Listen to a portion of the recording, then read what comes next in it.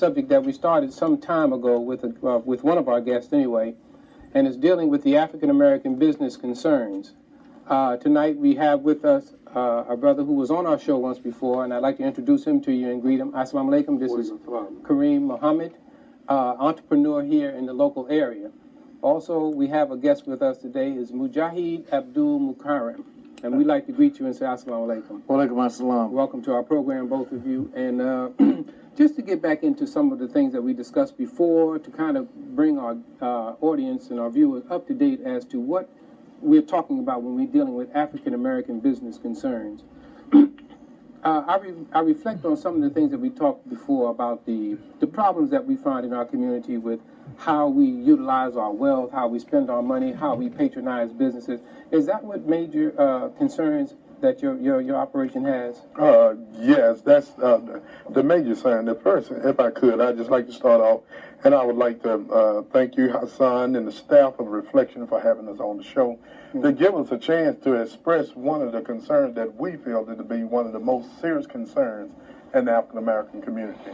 If you know, the African American people only keep 3% of his wealth.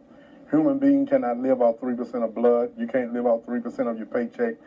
This should be a state of emergency for our community. Every African American leader in our community should be at front addressing this problem. Anytime you have a nation that have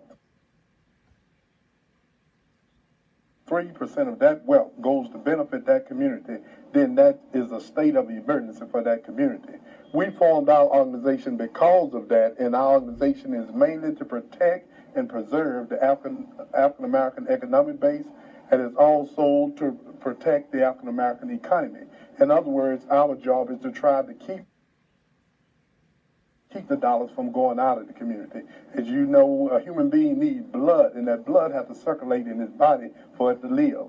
The economy of the African American people have to circulate in their community for that community to live.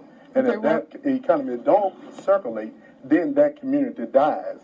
And that's why you see a deterioration effect in the African American community. Well, then from what you're saying, then we're confronted with, as an ethnic group, we're confronted with a major problem that's not being addressed in general, you're saying. Right. Okay, as an entrepreneur, if I might ask you, Brother Mujahid, Yes. How do you find being an African-American entrepreneur in a city where there's wealth, like a city like Atlanta? There's plenty of wealth in this town, they tell us. Yes. How has being an entrepreneur, how has this wealth and this movement, how has it affected your business, would you say?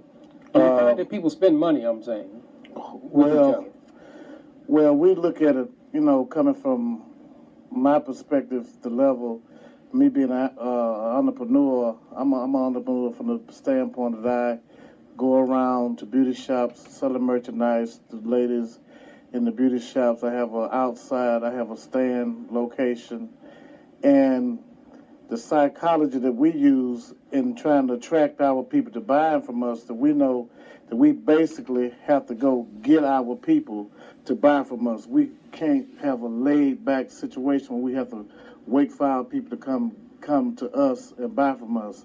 We have an aggressive attitude of going to getting the money from our people, and then we have an attitude of showing them being courteous with them, being able to give them a good price and provide the proper services that they need for the items that we are selling them. Now, coming from the African American standpoint, our concern, our corporation, is that we are constantly in the educational process while we out selling. We are always educating our people, trying to get them to see the importance of them spending their money with us and the benefits that they get from spending their money with us, because we be able to provide for them better services. We employ our youth. We put our youth, and then our youth get a chance to see a positive image of an African American being in business. Well, let me ask you if I might, and since this is the approach, because I know, and if I might just digress for a second too, because I know that you were on a radio program last night. I think it was Joe Walker's program, and I happened to be talking with another female entrepreneur who, just today, as a matter of fact, who was making mention